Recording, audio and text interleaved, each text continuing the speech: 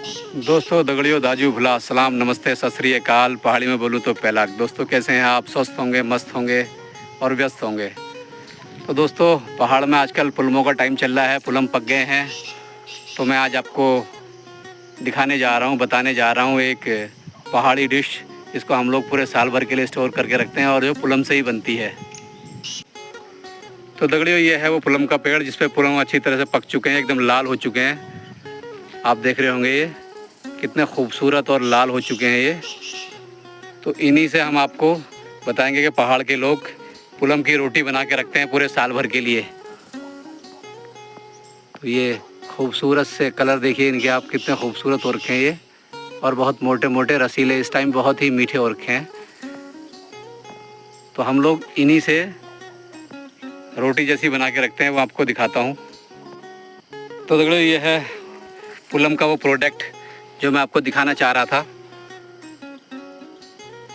ये थालियों में सुखा रखा है अभी। तो थोड़ी सबसे पहले करते क्या है, जितने भी पुलम हमारे झड़ जाते हैं, टूट जाते हैं अपने आप, तो हम उनको एक पतीले में उबाल लेते हैं। एक पतीले में उबालने के बाद उनका पल्प एक जगह इकट्ठा किया जाता है। पल्प को इकट्ठा करने के बाद अच्छे से मैश कर लेते हैं और फिर इन थालियों में नीचे से ऑयलिंग करके उनको इसके ऊपर डाल दिया जाता है। और गर्मियों में धूप तो तेज़ होती है पहाड़ों में, वैसे भी आपको पता ही है। धूप तेज़ होने की वजह से 1-2 दिन में ये सूख जाते हैं, और सूखने के बाद हम इन्हें फिर वापस पलट देते हैं। अभी दिखाता हूँ मैं आपको पलटने के बाद किस तरह का हो जाता है ये। और इसका रंग देखिए आप, कितना खूबसूरत है। वैसे तो ये फैला दिए हमने,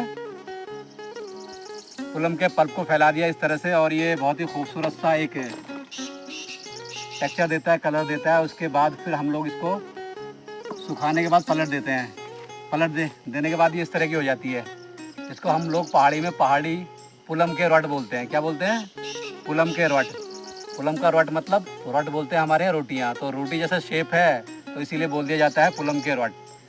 तो दगड़ियों, कोई ख़ास प्रिपरेशन नहीं है इसकी प्रिपरेशन सिर्फ इतनी है कि आप जो थोड़े से खट्टे पुलम होते हैं, जो अभी पूरी तरह से पके नहीं होते हैं, उनको आप उबाल लेते हैं एक पतीले में। उबालने के बाद उनके पल्प को मैश कर दिया जाता है अच्छे से मैश कर देने के बाद फिर उनको इन थालियों पे या परातों में ऑयलिंग करने के बाद फैला दिया जाता है।